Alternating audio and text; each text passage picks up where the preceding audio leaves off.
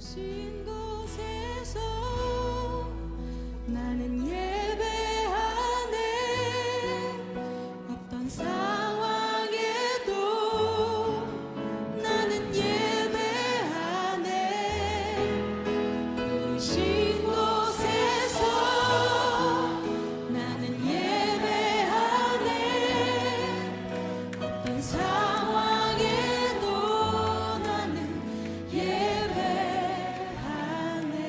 어떤 상황에도 나는 예배하네. 어떤 상황에도 나는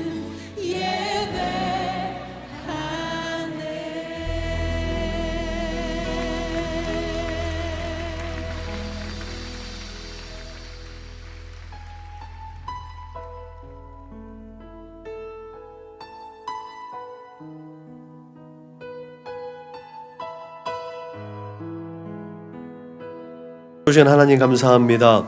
오늘도 우리를 기억하여 주셔서 하나님의 거룩한 제단 앞으로 불러주심을 감사합니다. 지금도 우리의 삶의 자리 가운데 역사하여 주시는 아버지 하나님, 그 살아계신 하나님, 그 하나님을 찬송하고 예배하는 일에 우리의 모든 것들이 집중되어 줄 수 있도록 주님 인도하시고 축복하여 주옵소서. 이곳을 그렇게 성전 삼아 주셨음을 감사합니다. 우리의 생각과 마음을 붙잡아 주셔서 온전한 예배가 하나님께만 올려드려 줄 수 있도록 성령께서 붙들어 주시고 성령께서 주관하여 주옵소서. 아직까지 함께하지 못한 우리 믿음의 거룩한 동역자들, 저들 또한 기억하여 주셔서 저들이 어느 곳에 어떠한 모양으로 있든지 간에 하나님의 은혜와 사랑을 동일하게 또 공급받아서 하나님께 영광 올려드리는 복된 삶을 살아낼 수 있도록 주님 인도하여 주옵소서. 귀한 예배를 홀로 영광 받으실 줄 믿사옵고 예수님의 이름으로 기도드렸습니다. 아멘. 응답 찬송 부르시겠습니다.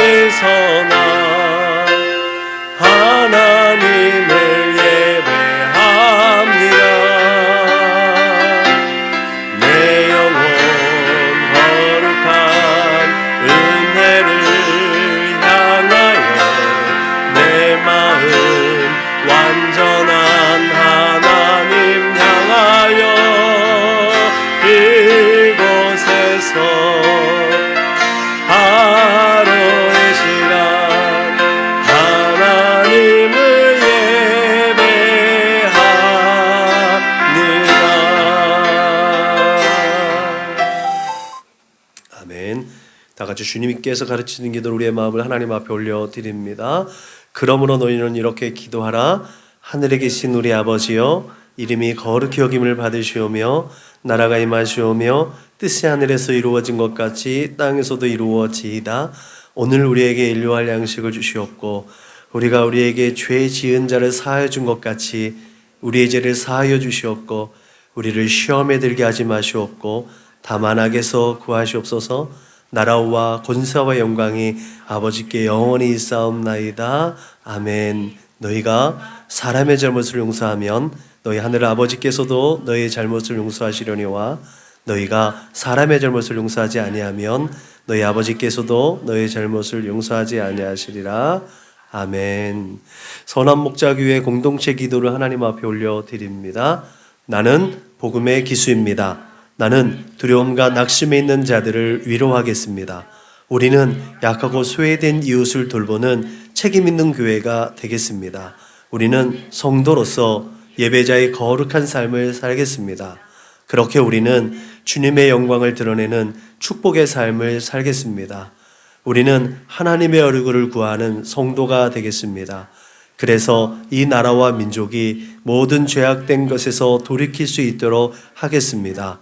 우리는 우리 자녀와 성도들이 이단과 사이비에 미혹되지 않도록 관심과 사랑으로 붙들겠습니다. 예수님의 이름으로 기도합니다. 아멘. 찬송가 397장 불러 하나님께 영광 올려드리겠습니다. 찬송가 397장 불러 하나님께 영광 올려드리겠습니다.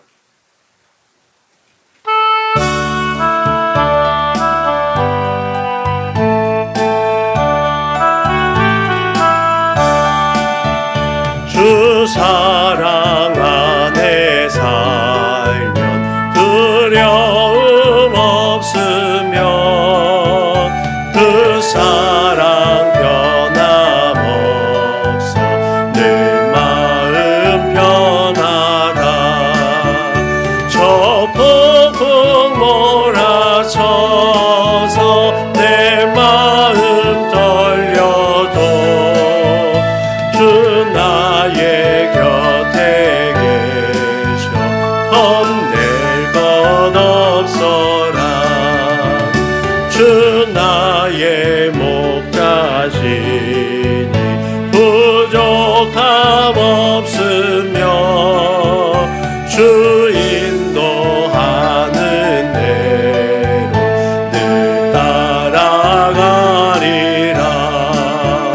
그 지혜 나를 깨쳐 내 앞길 밝히니 나 주의 길을 따라 주 함께 살리라. 저 넓고 푸른 들판 내 앞에 열리고 그 검은 구름 거쳐 새 하늘 보인다. 끝없는 나의 소망 저 환한 생명길 참 보배 되신 주님 늘 함께 하소서. 이 시간 우리가 한 주간을 돌아보고 또 지난 시간들을 되돌아보며 자비하시고 긍휼하신 하나님 앞에 참회의 기도 올려드리겠습니다. 다 같이 기도하시겠습니다. 참 좋으신 하나님 감사합니다. 이 시간에도 우리에게 회개의 은혜를 공급하여 주셔서 우리의 지난 시간들을 되돌아볼 수 있도록 은혜를 베풀어 주시니 감사합니다. 또한 그 걸음을 하나님께로 되돌릴 수 있는 믿음과 용기를 허락하여 주심을 믿고 감사를 드립니다. 내가 거룩하니 너희로 거룩하라 하셨습니다. 그 거룩하심에 동참하기 위해서 거룩하고 진실하게 다시 빚어질 수 있도록 우리에게 믿음 더하여 주시고 용기 더하여 주시고 성령님 함께하여 주신 줄로 믿습니다. 이 시간에도 우리 주 예수 그리스도의 십자가 그 은혜를 힘입어서 나의 모든 허물과 죄악된 것들을 고백하게 하시니 감사합니다. 우리 주 예수 그리스도의 십자가 보혈로 깨끗하게 하여 주시옵소서. 이 세상에 허탄한 죄악을 쫓았던 나의 생각과 마음을 감찰하여 주셔서 주 예수 그리스도의 십자가 보혈 그 피로 정결하게 하여 주옵소서. 나의 만족과 유익을 쫓아서 내 생각과 마음으로 또 우리의 두 손과 두 발로 지은 모든 죄를 용서하여 주옵소서. 성령을 근심케 하며 또 하나님의 마음을 아프게 하고 근심하게 하였던 모든 죄와 허물들을 성령의 불로 소멸하여 주옵소서. 그렇게 거룩하고 진실한 마음으로 이 시간도 하나님의 손길을 주님의 손길을 의지하며 하나님 앞에 온전한 예배가 올려드려질 수 있도록 인도하여 주옵소서. 성령 하나님의 인도하심을 따라 하나님의 얼굴을 구하는 거룩한 하나님의 참된 예배자들로 발견되어질 수 있도록 그렇게 하나님의 마음을 기쁘게 하고 하나님의 마음을 시원하게 하는 예배자들로 하나님 이 시간도 우리를 붙잡아 주옵소서. 감사하며 걸어가신 우리 구주 예수님의 이름으로 기도드렸습니다. 아멘. 사도신경으로 신앙을 고백하겠습니다. 나는 전능하신 아버지 하나님 천지의 창조주를 믿습니다. 나는 그의 유일하신 아들 우리 주 예수 그리스도를 믿습니다. 그는 성령으로 잉태되어 동정녀 마리아에게서 나시고 본디오 빌라도에게 고난을 받아 십자가에 못 박혀 죽으시고 장사된 지 사흘 만에 죽은 자 가운데서 다시 살아나셨으며 하늘에 오르시어 전능하신 아버지 하나님 우편에 앉아 계시다가 거기로부터 살아있는 자와 죽은 자를 심판하러 오십니다. 나는 성령을 믿으며 거룩한 공교회와 성도의 교제와 죄를 용서받는 것과 몸의 부활과 영생을 믿습니다. 아멘. 찬송가 304장 불러 하나님께 영광 올려드리겠습니다. 찬송가 304장을 불러 하나님께 영광 올려드리겠습니다.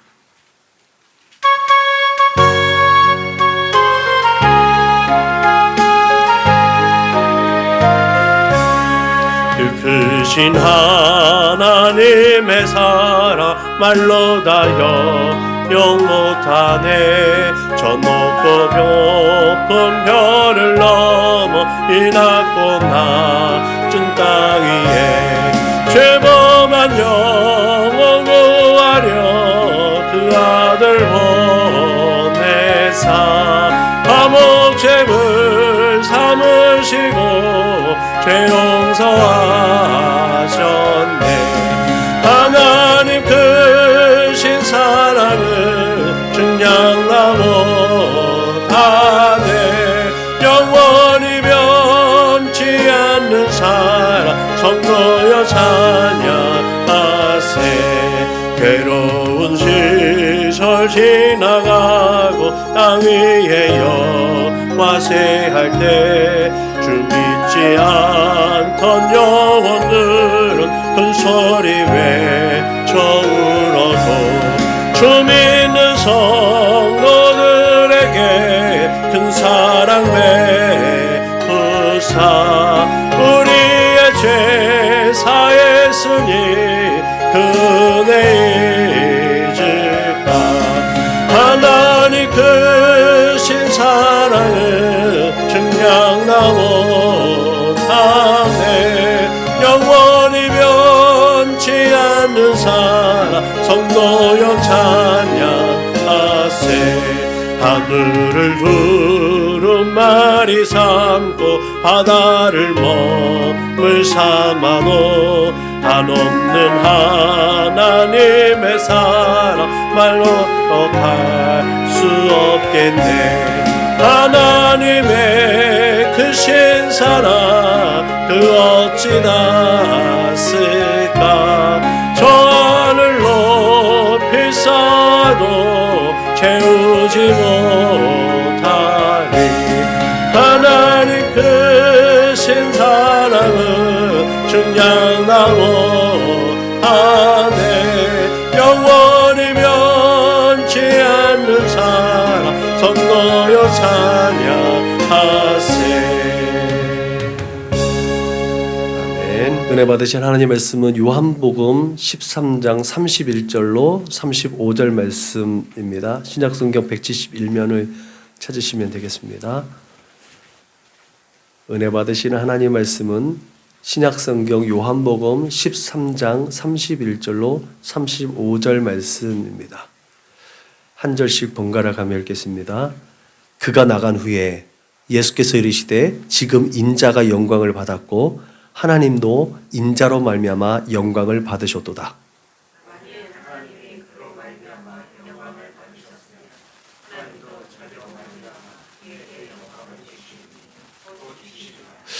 작은 자들아 내가 아직 잠시 너희와 함께 있겠노라. 너희가 나를 찾을 것이나 일찍이 내가 유대인들에게 너희는 내가 가는 곳에 올 수 없다고 말한 것과 같이 지금 너희에게도 이르노라.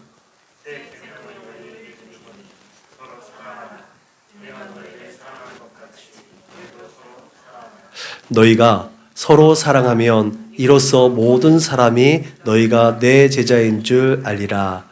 아멘. 10계명과 3계명의 차이를 오늘 한번 살펴보려고 합니다. 저희가 10월 마지막 주 금요일쯤에 사경회를 계획하고 준비했는데 여건상 올해 진행되지 않을 것 같습니다. 오늘 요한복음 13장은 이제 두 책으로 나눠져 요한복음에서 나눠지는 앞에 부분 1장부터 12장의 기적의 책과 이제 13장의 하나의 은혜의 책으로 분리가 되어지는데 그 앞부분을 이제 사경회를 하려고 했었어요. 그래서 그 앞부분을 우리가 잘 아는 것처럼 변화의 책입니다. 변화의 책, 기적의 책, 표적의 책이라고 해서 7개의 표적이 나옵니다. 근데 이 7개의 표적을 사경회 때 변화에 초점을 맞춰서, 왜냐하면 이 13장에 예수님께서 우리에게 서로 사랑하라는 이 3계명을 주실 때 새롭다라는 건 뭔가에 의해서 새롭게 변화되어진 것들이 주어진 시작이라는 이제 발판이 되거든요. 그 발판이 되어지는 게 이 앞부분의 7개의 표적이고, 이 7개의 표적을 그래서 변화에 초점을 맞춰서 사경회를 진행을 하려고 했습니다. 그래서 첫 번째 표적이 물이 변해서 포도주가 된 사건이잖아요. 이 모델이 전체 변화의 베이스가 되는 거죠. 그리고 두 번째 표적, 왕의 신하의 아들을 고친 그 사건은 이 표적을 보고 믿는 사람들의 모델이 또 됩니다. 세 번째 표적은 베데스다 연못에서 38년 된 병자를 고치신 사건이죠. 이 표적을 경험한 자가 이제 변화된 자신의 삶의 자리, 그 삶의 자세를 보여주는 거죠. 그 자리에 보면 그 전에는 예수님을 만나기 전에, 변화되기 이전에는 자기 신세한탄만 해요. 나는 왜 이럴까? 남들이 정말 하나님이 내 편이 아닌 것 같아요. 막 신세한탄만 하다가 예수님을 만난 다음에 당당해지는 모습으로 변화되어진 모습을 보게 됩니다. 네 번째 표적이 500여의 기적이죠. 이것은 개인의 경험적 변화에서 다수의 경험적 사건을 통해서 이제 변화가 유도되어진 거예요. 나 혼자서는 안 된다는 거죠. 교회는 나 혼자 있는 게 아니죠. 공동체가 세워져 가는 거죠. 함께 변화되어져 있을 때, 내가 변화됐을 때 내 가정이 변화되지고, 내 가정이 변화되었을 때 사회가 변화되어지고, 그 사회가 변화됐을 때 그 모든 국가와 열방이 바뀌어져 가는 역사들을 표징하는 모델이 되어지는 것이 오병이어의 이제 변화, 이 기적으로 저는 보게 됐죠. 다섯 번째 표적으로는 바다 위로 걸어오시는 예수님을 보게 되죠. 예수님의 신적 권위와 정체성을 다시 한번 보내주면서 예수님이 일반 인간과는 다르구나. 정말 하나님의 말씀이 육신이 되어서 우리 가운데 나타나신 하나님의 영광이라는 것들을 드러내놓고 표현해 주는 모습. 그래서 예수를 믿으면 바뀔 수 있고, 예수를 맡기면 새로운 패러다임이 열린다는 것을 우리 인생들이 깨달을 수 있는 것이 다섯 번째 표적에서 보여주는 예수님의 모습이라는 거죠. 여섯 번째 표적에서 실로암 사건은 일상생활 중에서 관습적으로 받아들여지고 있었던 사회적이고 정서적인 통념을 바꾸시는 것들을 예수님께서 보십니다. 우리가 원래 이랬어. 원래 이것들은 이렇게 되면 안 돼. 또 이렇게 해야 돼. 라고 하는 이 통념적이고 관습적인 것들이 얼마나 하나님의 능력과 은혜를 제한하는 것인지를 우리에게 예수님이 직접적으로 보여주시고, 예수님께서 우리를 바꿔 가시기 위해서 어떻게 일하시는지를 보여주는 것이 실로암 사건 표적입니다. 일곱째 표적인 나사로 사건입니다. 나사로 사건은 인간의 입장에서 절대 불가능한 것에 대해서 하나님께서만이 할 수 있는 절대 권한이, 생명의 주권이 하나님께 있는데, 그 생명의 주권, 하나님께만 있는 그 주권적인 역사를 예수님께서 드러내시고 표현하셔서 예수님이 하나님이시다라는 것을 증명해낸 사건이 이 나사로의 사건입니다. 그래서 이 표적의 책에 나타난 7개의 표적은 점점점 예수님이 하나님이라는 것들을 계속해서 증명해내는 것들, 확대되어지는 것들로 나타나서 과연 예수 믿고 변화되어지는 삶, 그리고 그 변화되어진 삶의 시작이 무엇부터 시작되어지는가, 그게 바로 예수님께서 오늘 우리에게 주시는 새 계명. 하나님을 믿는 백성이 삶의 테두리 속에서 어떻게 이 관습적이고 전통적인 이것들을 깨뜨리고 나와서 어떤 새로운 삶의 패러다임을 가져야 되는가, 그것이 바로 서로 사랑하라 라는 이 메시지 안에 담겨져 있다는 거죠. 그래서 예전에 간섭적으로 있었던 10계명 안에 사로잡혀 있었던 이 간섭적이고 종교적이고 전통적인 사고 안에 있었던 사람들이 어쩌면 똑같은 거잖아요. 어떤 10계명의 엑기스와 같은 것이 서로 사랑하는 건 아니겠습니까? 마태복음에서 얘기했던 것처럼 하나님을 사랑하고 내 이웃을 내 몸과 같이 사랑하는 이 두 개 압축했던 이 계명을 이 요한복음 13장에서 예수님은 서로 사랑하라는 말씀으로 딱 한 구절 요약을 시켰단 말이죠. 그러니까 하나님의 백성이 이 세대를 살아가면서 변화된 하나님의 사람들, 이 세대를 맞서서 나아갈 때 전제 조건이 뭐냐? 내가 서로 사랑할 수 있는 생각과 마음과 삶의 자세가 되어 있느냐. 여기서부터 시작되어지는 거예요.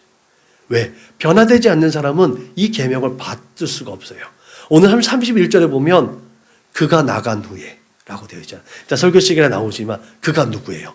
가룟 유다잖아요. 가룟 유다는 변화될 수 있는 근거가 없는 거예요. 베드로는 제가 늘 얘기하잖아요. 베드로가 더 나쁜 사람이라니까. 그 면전에 두고 예수님을 모욕하고 조롱하고 멸시했던 사람 아니겠습니까? 그런데 베드로는 변화될 수 있는 근거를 받은 사람. 그래서 변화되어져서 서로 사랑할 수 있는 능력과 권한과 지혜를 공급받은 사람. 그래서 요한복음은 말씀이신 하나님께서 당신의 백성을 사랑하시기 때문에 그 죄를 속하시려고 스스로 육신이 되어서 이 땅에 오셨고 그렇게 속죄 사역을 이루신 기록이 바로 요한복음이라는 그 모든 것이 다 전제되어져 있고 13장부터는 그 마지막 일주일의 삶을 장시간 기록된 거 아니에요. 30년의 기간은 1장부터 12장에 정말 숨가쁘게 제가 조금 이제 숨가쁘게 지금 말씀 전했던 것처럼 숨가쁘게 진행했다가 13장부터는 정말 엄청 천천히 진행되잖아요. 그렇게 하나님의 역사가 결국은 13장부터 17장의 예수님의 대제사장 기도를 거쳐서 예수님이 십자가 사역을 감당하는 19장까지 거기 안에 하나님의 모든 것이 다 담겨져 있다는 거죠. 그 안에서 우리의 삶이 어떻게 나아가야 하는 신앙적인 것이든 삶의 자세든 모든 것이 그 안에 다 담겨져 있다는 거죠. 이 세상을 살아가는데 내가 어떻게 살아가야 되는지 막막하다. 내가 어떻게 살아야지 예수 믿는 건 포기할 수는 없고 예수 믿는 사람이 어떻게 살아야 될까 답답하면 13장부터 19장에 있는 말씀을 매일매일 읽어보십시오. 매 순간에 읽어보십시오. 그러면 세상의 것들은 다 잊어지고 내가 갈 방향만 보이는 줄로 믿으시길 주님 여러분 축복합니다. 그만큼 되게 중요한 부분이 이 요한복음 13장에 담겨져 있습니다. 그래서 요한은 예수께서 하나님의 아들 그리스도이심을 믿게 하려고 또한 믿고 그 이름을 힘입어서 생명을 얻게 하려는 목적으로 이 요한복음을 기록했다고 분명하게 밝히고 있음을 우리가 알 수도 있어야 될 줄로 믿으시기 바랍니다. 그렇게 요한복음은 크게 서론과 본론 사이에 두 개의 확실한 주제로 구성되어져 있습니다. 1장부터 19장까지 19절부터 이제 20장 이 앞에 부분은 표적의 책이라고 말씀을 드렸어요. 그리고 뒷부분은 이제 은혜의 책, 정말 생명의 책인 거예요. 그런 구조상 오늘 본문은 이제 예수님께서 본격적으로 하나님의 또 계획을 이루시기 위해서 그 하나님의 계획은 뭐예요? 그 아들을 죽이는 거예요. 마지막에 하나님께서 고개를 돌리시잖아요. 도저히 볼 수가 없어서 그래서 눈물 한 방울 떨어뜨리는 거 아니에요. 패션 오브 크라이스트를 보면 예수님께서 십자가에서 마지막 숨을 거두실 때 그 하늘에서 눈물 한 방울 떨어지는 거 아니겠습니까? 하나님이 그걸 볼 수가 없는 거예요. 당신께서 계획하신 일이지만 당신의 사랑하는 아들을 당신이 사랑하는 인생들을 위해서 내어주셨는데 차마 볼 수가 없는 거예요. 그 고개를 돌리시는 거 아닙니까? 돌이키셔서 눈물 흘리는 거예요. 그게 하나님의 계획이었어요. 그 계획을 이루시기 위해서 그리스도를 보내신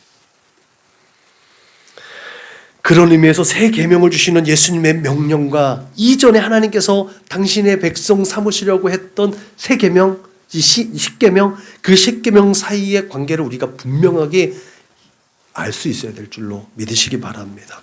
그렇게 해서 정말 이 십계명과 새 계명이 어떤 관계 속에서 있는지를 분별함으로 말미암아 우리에게 주어진 이 새 계명이 정말 단순하게 서로 사랑하라, 안 되는 줄 알지만 너네 서로 사랑해야 돼 라고 한 그냥 일반적인 하나님의 예수님의 명령이 아니라 정말 우리의 삶 가운데 목숨 걸고 지키고 행해야 될만 하는 당연한 하나님의 백성으로서의 명분이라는 것들을 우리가 분명히 깨달아야 될 줄로 믿으시길 바랍니다. 그 귀한 하나님의 음성이 들려지는 이 시간이 되기를 주님의 이름으로 축복합니다. 먼저 살펴볼 것은 하나님께서 예수님을 통해서 영광을 받으시려는 이유가 뭐냐는 거죠.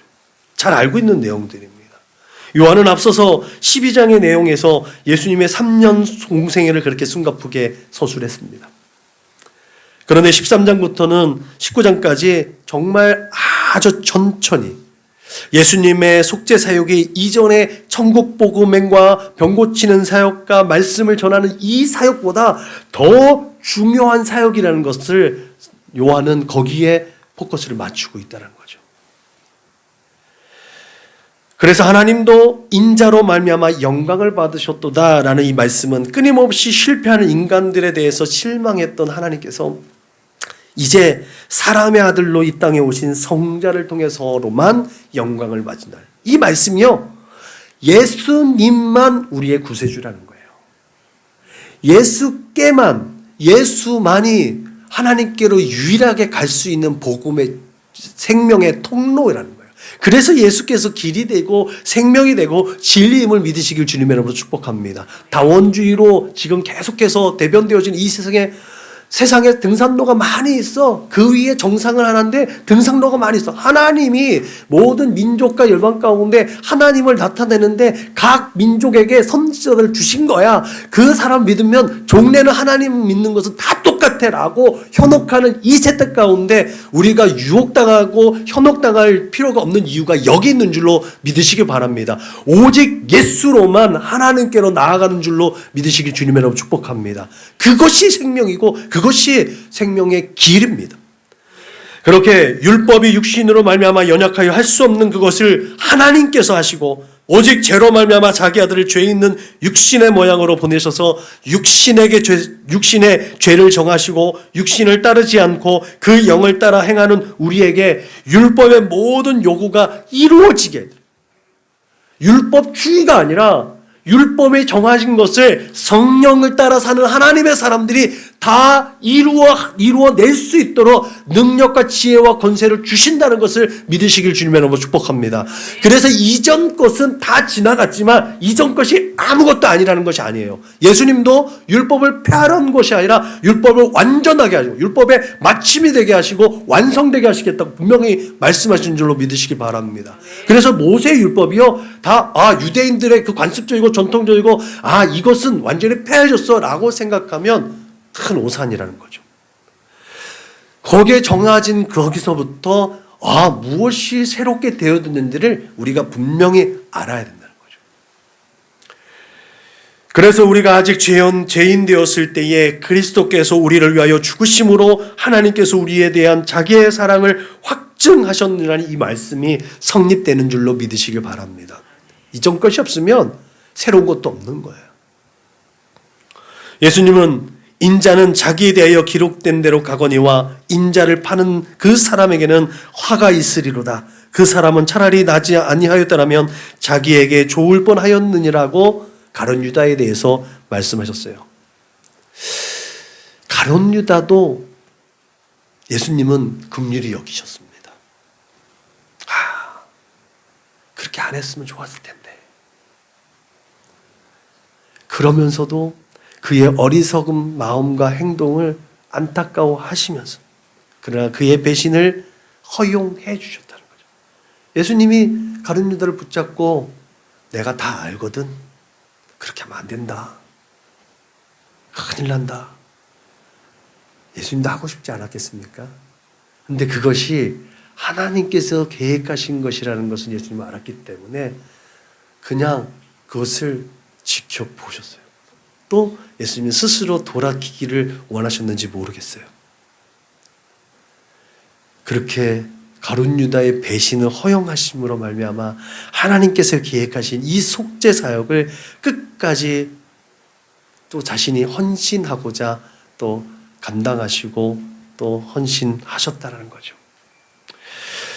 그렇게 예수님은 자신의 제자를 사랑하는 그 애틋함보다는 하나님께서 하나님의 뜻에 순종하심으로 말미암아 하나님의 그 위대한 구원 사역을 이루시기 위해서 자신을 내어놓으셨다는 거죠. 예수님은 첫사람 아담으로부터 시작된 그렇게 예수님 이전의 사람들이 실패한 것들을 반복하지 않았습니다. 예수님은 그렇게 오직 하나님께서 계획하신 것을 완전하게 하심으로 말미암아 하나님의 뜻을 이루어드리고 하나님의 나라를 굳게 세웠음을 믿으시기 바랍니다. 그렇기 때문에 하나님께서는 인자를 통해서 영광을 받으실 수가 있는 겁니다. 그럼 우리의 삶의 가운데 언제나 부딪히는 모든 문제들 속에서 하나님께 영광을 위한 선택이 항상 우선되어질 수 있기를 주님의 이름으로 축복합니다. 내 유익이 아니라 여러분, 우리가 착각하지 말아야 될 게 내 유익과 내 만족과 내가 잘 되는 것만이 하나님께 영광이 아니라는 사실을 우리는 분명히 기억해야 될 줄로 믿으시길 바랍니다. 그 모든 끝에 하나님의 영광이라는 것을 기준으로 삼아서 아까 광고 시간에 말씀드렸던 것처럼 지금 당장 근시안적으로는 내게 손해가 되는 거고 내가 실패하는 것 같아 보이는 것들이 많이 있습니다. 그러나 끝에 보면 하나님께서 이 뜻을 이루시려고 이 과정을 주셨구나라고 하는 더 큰 발걸음 뒤에 저 너머에 있는 하나님의 뜻을 깨달을 수 있는 지혜가 여러분들에게 공급됨을, 그렇게 지혜를 달라고 간구해야 될 줄로 믿으시길 주님의 이름으로 부탁을 드립니다. 그런 삶 가운데 하나님께서 여러분을 통해서 영광을 얻으시기를 주님의 이름으로 축복합니다. 그렇다면 예수님의 새 계명과 이전의 계명은 어떤 차이가 있는지요? 오늘 예수님께서 새 계명을 너희에게 주노니 서로 사랑하라. 내가 너희를 사랑한 것 같이 너희도 서로 사랑하라고 말씀하셨습니다. 그렇다면 새 계명 이전의 계명이 존재한다는 것이 분명하죠. 그것이 우리가 십계명이라는 것도 압니다. 613가지의 또 구약 시대에 율법이 있다는 것도 압니다. 365가지 하지 말라라는 적극적인 명령이 있는 거 반면에 또 248가지의 또 소극적인 명령이 있다는 것도 우리는 잘 압니다. 그죠? 일제교롭게 십계명은 하나님께서 당신의 백성된 이스라엘과 언약을 맺을 때 이 십계명이 주어짐으로 말미암아 이제 이스라엘에게 놀라운 은혜와 축복이 있었죠? 고개를 끄덕거리면 안 되죠. 율법이 주어져서 이때부터 혼나는 건데. 그렇잖아요. 시내산에서 하나님께서 계명 주시기 전에는 하나님께서 그들이 배반하고 반역하고 폐역하고 하나님께 원망하고 불평해도 다 참아주셨어요. 그들이 요구하는 건 다 들어주셨어요. 다 보호하시겠다. 십계명 시내산에서 하나님과의 백성 언약이 체결된 이후부터는 하나님 어떻게 하십니까? 그 백성들을 계속해서 그 기준에 맞춰서 혼내시고 또 단련하시는 과정들이 보이는 겁니다. 그렇게 언약을 맺으셔서 규례로 삼으신 것이 이전 계명입니다. 그러므로 십계명은 선민이 지켜야 할 윤리이자 삶의 원리이고 규준이었습니다. 그것은 유일하신 하나님만을 섬기고 그 거룩하심을 나타내고 하나님께서 행하신 방법대로 사는 것입니다. 그리고 하나님께 대하듯이 이 땅에서의 모든 관계와 관계 가운데 죽게 하듯 해야 되는 원리가 이곳에 적용되어져 있습니다. 이것을 통해서 하나님의 백성은 하나님과의 온전한 관계 가운데 정말 축복받은 존재라는 것을 이웃과 열방 가운데 드러내야 하는 직임이 주어졌다는 것을 알 수가 있지요. 그렇지만 여러분, 이런 규정은 점점 유명무실화 되어졌고 하나의 종교적인 것으로만 치부되어져 있습니다. 하나님께 대한 종교적 열심은 따로, 삶의 자리에서의 모습 따로 행함으로 말미암아 하나님의 용서를 구할 수 없는 그 한계, 결국은 넘지 말아야 할 선까지 넘어버리게 되었습니다. 하나님에 대한 규정은 오히려 대인 계명을 무시하는 데 이용되어졌고, 지난번에 설교했던 저 고르반이 그렇죠. 자신의 삶의 유익한 목적을 위해서 하나님의 마음을 악용하고 의용해서 자기에게 유익을 도모하는 일들. 종교개혁을 했다고 하는 사람들의 모습이 그런 모습이었어요. 그렇게 고르반 외치는 외식하는 자들을 예수님께서 책망하셨잖아요. 그렇다면 여러분, 예수님은 십계명을 전부 지켰느냐는 질문을 던질 수가 있지 않겠습니까? 예수님은 다 지켰을까? 물어보나 마나 예수님은 다 지켰겠죠. 율법의 완성이 되시고 율법을 마침이 되신 분이니까. 너무나 정확하고 너무나 완벽하니까 종교 지도자들이 계속해서 말하자면 사이드에 있는 그 편법을 이용해서 자꾸 거는 거 아니겠어요? 특별히 예수님은 하나님과 안식일에 대한 계명보다는 인간에 대한 계명을 보다 더 강조하고 더 순종하며 지켜나갔던 것을 우리가 복음서를 통해서 보면 잘 알 수가 있지요. 무엇보다도 하나님의 계명에 대해서 예수님은 실제적이었습니다. 그냥 글자로만 읽히지 않고 실제적으로 표현하고 자신의 삶 가운데 적용했다는 겁니다. 특별히 오늘 서로 사랑하라고 하신 말씀은 그 사랑에 대해서 구체적이고 실천적으로 우리에게 본을 보여주신 분이 바로 예수님이라는 것을 우리는 잘 알고 있습니다. 그 한 예로 한 청년이 영생을 어떻게 얻을 수 있는지 예수님께 물어보는 장면이 나타나죠. 여기서 예수님 분명하게 얘기해요. 형식적인 예배 행위가 아니라 정말 그 안에 깃들어져 있는 정신을 알라는 거죠. 그 안에 깃들어져 있는 정신이 뭐예요? 이웃을 사랑하라는 거잖아요. 그 삶의 모습 가운데 하나님께 받은 사랑, 하나님께 받은 공급받은 그 모든 것들을 통해서 이웃들을 섬기라는 거예요. 그것이 그 청년에게 예수님께서 말씀하신 것 아니겠습니까? 여기서 예수님은 십계명 중에 대신계명에 대한 언급을 하지 않습니다. 대인계명, 함께 어우러져 있는 관계와 관계를 맺고 있는 그 이웃에 대한 삶의 모습을 예수님은 그 청년에 제시했다는 거죠. 그렇게 하나님에 대한 사랑을 얼마든지 의식적이든지 종교 행위로든지 얼마든지 표현할 수 있어요. 근데 그것을 실제화시키는 것이 얼마나 어려운지 예수님은 그 청년에게 말씀해 주셨다는 거죠. 이렇게 예수님은 우리에게 불가능한 것처럼 보이는 하나님의 법을 가능하다. 우리가 하나님의 말씀을 지켜 행할 수 있다는 것을 실제적으로 보이신 분입니다. 이런 일련의 행동들을 통해서 예수님은 그 계명들, 하나님의 계명, 인간으로서는 할 수 없는 그 모든 계명들을 다 지켜 행했구나라는 것들을 판단할 수 있는 근거를 우리에게 주셨다는 거죠. 실제로 한 논문에서는 논문 제목이 그렇습니다. 논문 제목이 요한복음의 율법과 사랑이라는 논문 제목이에요. 이분이 이제 그 논문에서 말씀하신 게 이래요. 그 논문에서는 충실하게 예수님께서 십계명을 다 지켰다라는 거죠. 거기서 그분의 이 논문을 한번 요약해 보면 이렇습니다. 예수님과 유대인들은 십계명에 대해서 해석의 차이에서 긴장 상태에 놓여 있었다. 그 결과 유대인들은 예수님을 십계명을 어겼다는 죄목으로 십자가에 못 박으라고 요구했다는 거예요. 이 십계명을 어겼던 것이 하나님을 아버지로 여겼다는 거예요. 아버지라고 했기 때문에 그 신성 모독죄로 예수님을 십자가에 못 박았다는 거거든요. 그러나 예수님은 십계명을 온전하게 성취하셨다. 요한복음은 이런 예수님을 완전하게 변호한다. 즉 예수님은 하나님 아버지의 독생자로서 아버지께서 정권을 위임받아 아버지의 일을 하고 다른 신을 섬기지 않았다. 이것이 제1계명을 철저하게 지킨 것에 대한 변호다. 그리고 예수님은 아버지의 계명을 지킴으로써 아버지를 사랑했기 때문에 제2계명도 지켰다.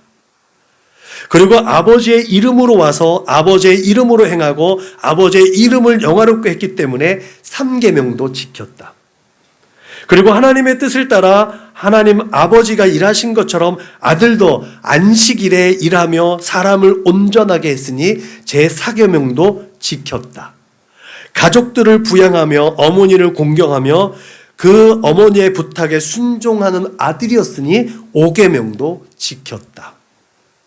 예수님이 살인하지 않은 것은 당연하고 도둑질하지 않았을 거고 간음하지 않았을 거고 이웃에 대해서 거짓 증언하지 않았던 것, 구체적인 것들을 설명하지 않아도 그렇다면 예수님께 그 10계명을 완전하게 행하신 분이라는 것도 우리는 잘 알 수 있는 줄로 믿으시기 바랍니다.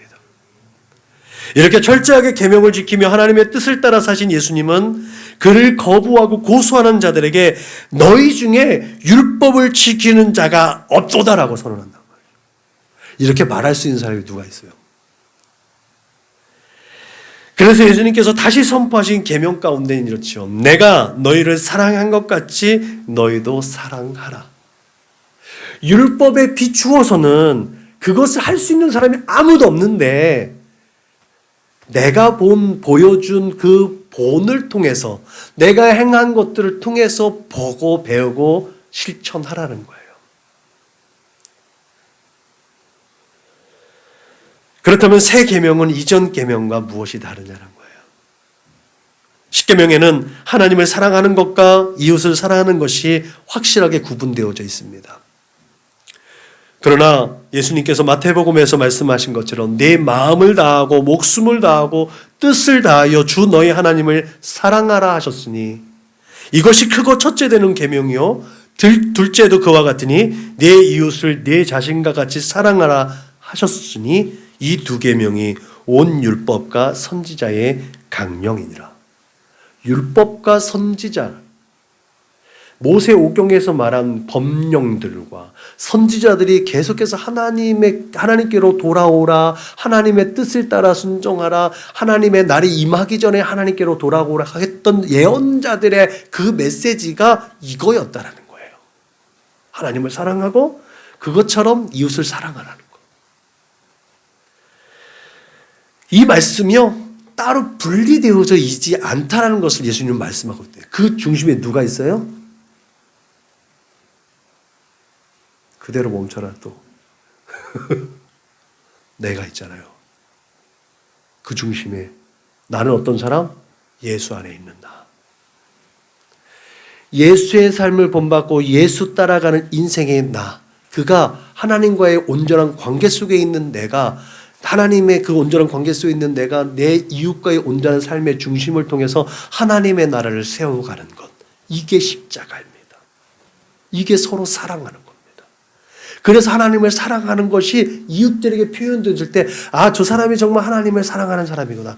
아, 저 사람이 정말 예수의 제자구나. 아, 그래서 저 사람이 예수 따라가는 복된 삶을 살아가서 하나님의 나라를 앞당겨 사는 과 하나님 나라의 그 귀하고 복된 것들을 누리며 살고 있구나라는 것들을 세상 가운데 보여지는 삶을 살아간다는 거죠. 그 중심이 내가 있는 거예요. 예수 그리스도로만 회복되어진 하나님의 형상과 모양으로 회복되어진 내가, 주 안에 있는 내가, 그 그리스도인이라는 이름을 가지고 있는 내가 그렇게 온전한 중보적 사역을 감당하게 하는 줄로 믿으시기 바랍니다. 이것이 하나님께서 우리를 향하신 뜻과 계획이라는 것이에요. 이것이 이전의 율법을 통해서 정죄하고 비판하고 판단하는 것들이 아니라 그 율법이 내 안에서 기준이 되어지는 삶이 되는 것이 예수님께서 우리의 삶을 통해서 이전 계명과 새 계명의 차이가 나로부터 시작되어진다는 거예요.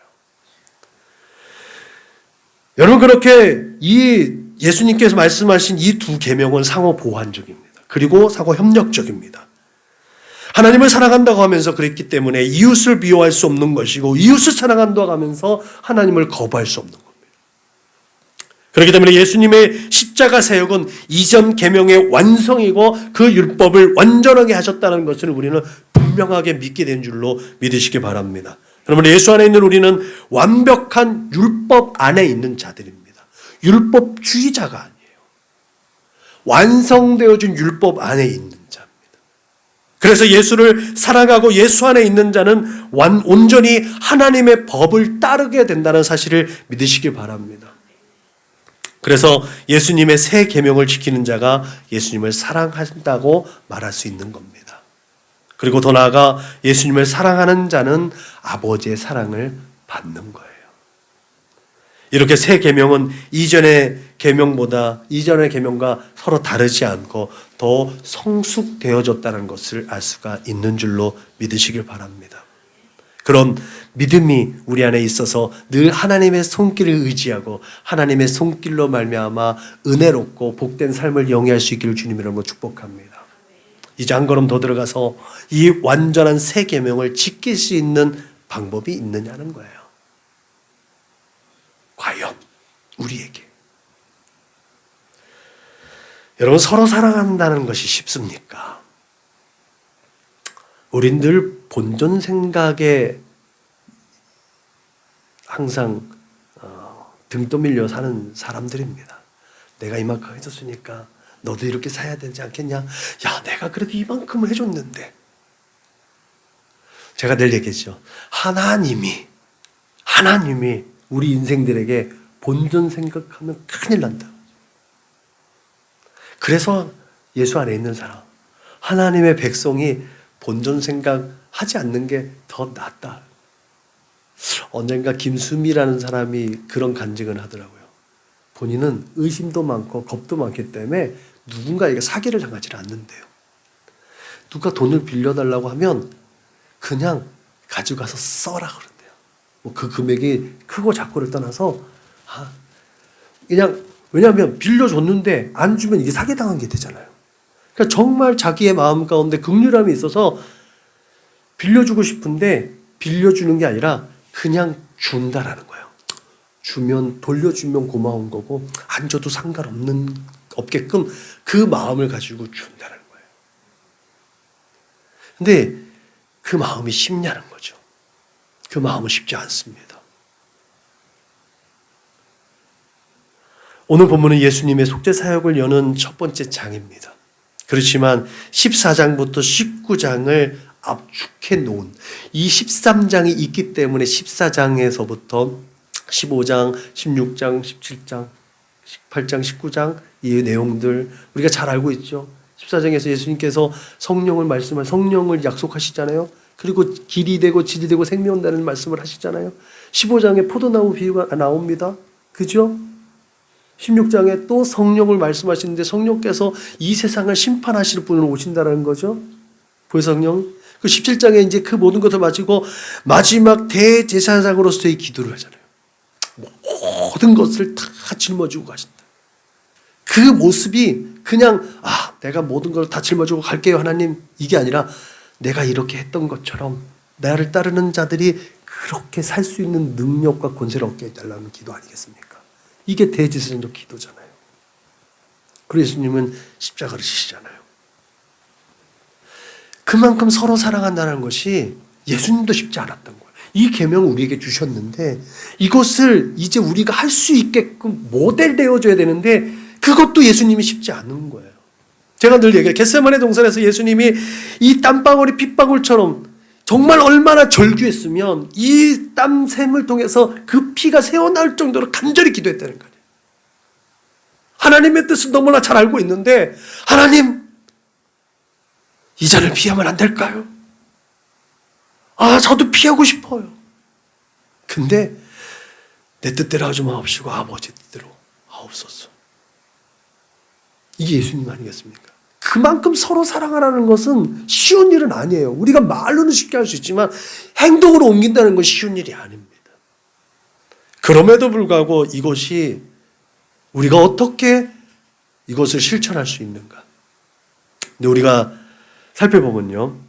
예수님께서 발을 씻어서 섬김의 본을 먼저 보여주셨습니다. 그리고 식사 중에 가룟 유다가 배신할 것을 말씀하셨어요. 그리고 처음에 시작할 때 말씀드렸던 것처럼 가룟 유다가 나간 다음에 서로 사랑하라고 말씀하셨습니다. 그리고 이후에 또 베드로의 배신이 있어요. 그리고 예수님은 제자들에게 그런 보혜사 성령의 오심과 그의 역할을 감당해 줍니다. 보혜사 성령이 예수의 영이라고 말씀했잖아요. 부활의 영이고 예수의 영입니다. 자세히 살펴보면 유다는 마지막 스승과의 식사를 하면서도 세족식을 경험했습니다. 그리고 성만찬 제정의 자리에도 함께 있었습니다. 그렇지만 그의 이성적인 생각과 판단으로 인해서 그는 그 자리를 박차고 나가서 예수님을 배반합니다. 그렇게 그는 보혜사 성령에 대한 약속을 받지 못했습니다. 여기에 포인트가 있는 거예요. 감추어진 비밀이 여기. 서로 사랑하는 수 있는 비결이 뭐냐는 거예요. 그것은 성령 하나님의 인도하심과 역사하심인 줄로 믿으시길 주님의 이름으로 부탁을 드립니다.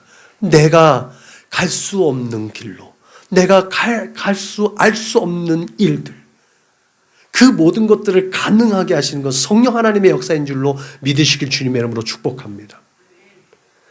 이것이 베드로와 유다가 다를 수밖에 없는 인생을 달랐던 건 성령의 약속을 받았느냐 안 받느냐의 차이였다라는 거예요.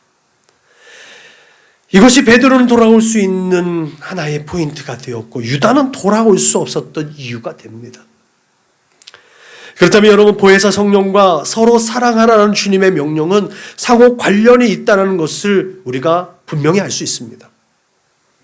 좀 전에 살펴봤듯이 오늘 본문을 둘러싼 전후 문맥상 사랑은 목적으로 말미암아 이용되는 것이 아니라는 겁니다.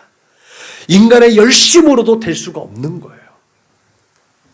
사랑하는 것은 오직 예수로 말미암아 그렇게 새롭게 피조물로 빚어진 우리만이, 화목하게 하는 직분을 부여받은 우리만이, 부활의 영을 소유한 우리만이 감당할 수 있는 하나님의 일이라는 거예요. 화목의 도구로, 화평의 도구로 사용되어진 새로운 피조물, 그게 우리라는 거죠. 세상 모든 사람들이 다 서로 사랑할 수가 없다라는 거예요. 그리스도인만이 부활의 영으로 인쳐지고 부활의 영으로 우리의 세대 가운데 살아가는 인생만이 오직 예수님의 명령을 수행할 수 있는 줄로 믿으시길 주님의 이름으로 축복합니다. 그것이 그렇게 성령의 도우심으로 마음 실현 가능한 미션이라는 것. 그래서 예수님께서 말씀하신 보혜사 성령님에 대한 약속을 받은 자가 복이 있는 줄로 믿으시길 바랍니다. 그래서 이 세상의 가치가 아니라 정말 차원 높은 삶의 가치, 삶의 기준을 가지고 살아가는 이유가 여기 있는 줄로 믿으시길 바랍니다. 오늘 본문에는 이렇게 사랑의 진정한 의미가 되새겨져 있습니다. 예수님께서 저와 여러분들을 끝까지 사랑하신 그 사랑은 하나님의 우리에 대한 사랑이기도 했습니다. 그렇지만 예수님께서 그 사랑은 자신을 내어주는 것이라는 분명한 진리, 그 분명한 베이스 위에 있었다는 사실을 깨달아야 될 줄로 믿으시길 바랍니다. 그래서 바울이 고백했듯이 이제는 내가 사는 것이 아니요 오직 내 안에 그리스도께서 사는 것이라. 이제 내가 육체 가운데 사는 것은 나를 사랑하사 나를 위하여 자기 자신을 버리신 하나님의 아들을 믿는 믿음 안에서 사는 것이라는 것처럼 이 세상을 살아갈 때 우리의 삶의 자리에서 내 뜻대로 내 기준에서 서로 사랑하라는 말씀을 적용하는 것이 아니라 정말 오직 내 안에서 역사하시는 성령 하나님의 인도하심을 따라서 하나님의 영광이라는 분명한 목적과 계획을 이루어드리는 우리 사랑하는 믿음의 거룩한 권속들 되시기를 주님의 이름으로 축복합니다. 그래서 십계명과 세계명 언뜻 보면 서로 같은 것 같기도 하고 또 다른 것 같기도 하지만 그 안에 담겨진 하나님의 사랑과 은혜는 변함이 없다는 사실을 기억하시기 바랍니다. 그러므로 우리의 모든 삶의 자리 가운데 하나님의 영광을 위해서 서로 사랑하라는 주님의 말씀에 순종하는 우리 모두가 될 수 있기를 주님의 이름으로 축원합니다. 기도하시겠습니다. 하나님 감사합니다. 이제 내 안에 그리스도께서 사는 것을 날마다 표현하는 삶을 살아낼 수 있도록 인도하여 주옵소서. 우리가 육체 가운데 사는 것은 정말 나를 사랑하사 나를 위하여 자기 자신을 버신 하나님의 아들을 믿는 믿음 안에 사는 것이라고 고백한 바울의 고백처럼 이 세대를 살아갈 때 육적인 이 세상의 기준과 삶의 기준을 따라 살아가는 것이 아니라 하나님께서 사랑하신 삶의 기준, 하나님께서 우리에게 주신 그 하나님 나라의 기준을 따라 그 가치를 따라 살아낼 수 있도록 주님 인도하시고 축복하여 주옵소서. 그렇게 우리의 삶의 자리 가운데 내가 예수 안에 있음을 이 세대 가운데 선언하고 선포하고 증명하는 삶을 살아낼 수 있도록 주님 축복하여 주옵소서. 감사하며 걸어가신 우리 구주 예수님의 이름으로 기도드렸습니다. 아멘. 파송 찬송 부르시겠습니다.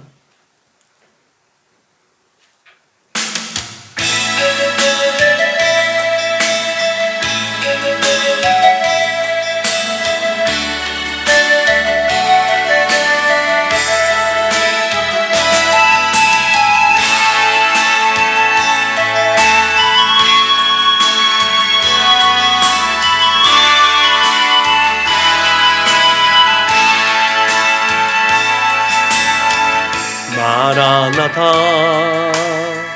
주 예수여 어서 오시옵소서. 땅의 모든 끝 모든 족속 주를 찬송하게 하소서. 마라나타 주 예수여 어서 오시옵소서. 모든 열방이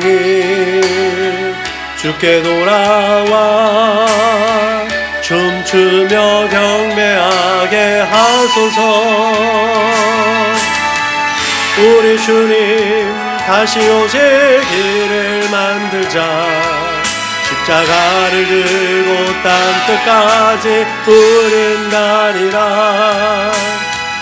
우리 주님 하늘 영광 온 땅 덮을 때 우린 땅 끝에서 주를 맞으니 마라나타 마라나타 아멘. 주 예수여 오시옵소서 마라나타 마라나타 아멘. 주 예수여 오시옵소서.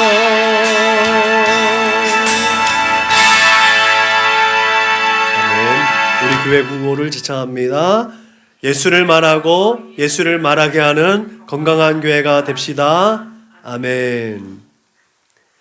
이제는 길이요 진리요 생명 되신 우리 구주 예수 그리스도의 은혜와 아버지 하나님의 그 크고 넓고 깊고 영원하신 사랑과 보혜사 성령님의 내주하시고 교통하시고 역사하심이 이제 날마다 서로 사랑하라는 주님의 명령에 순종하고 그 명령을 온전히 수행할 수 있도록 성령의 은혜를 구하고 성령 하나님의 인도하심과 동행을 구하며 그렇게 날마다 하나님의 뜻을 이루어 드리며 하나님의 마음을 시원하게 하고 하나님의 얼굴에 미소 짓게 하겠노라고 다짐하고 고백하고 결단하며 그렇게 나아가는 우리 사랑하는 믿음의 거룩한 권석들 저숙인 머리 위에 저들의 가정과 직장과 사업장에 저들의 꿈과 소원과 비전과 학업 위에 저들과 관계하는 모든 사람들 머리 위에 지금부터 영원토록 충만하옵기를 축원하옵나이다.